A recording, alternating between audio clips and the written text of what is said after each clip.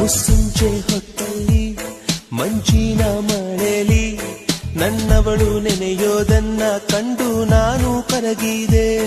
ಅವಳಂದ ಚಂದವ ಒಂದಾಗಿ ಸೇರಿಸಿ ನನ್ನೆದೆಯ ಗೂಡಲಿ ಗುಬ್ಬಿ ಹಾಗೆ ಬಚ್ಚಿಟ್ಟುಕೊಂಡೆ. ಮಳೆ ನಿಂತೋದ ಪರಿವೇ ಇಲ್ಲ, ಅಲ್ಲಿ ಏನಾಯ್ತೋ ಅರಿವೇ ಇಲ್ಲ.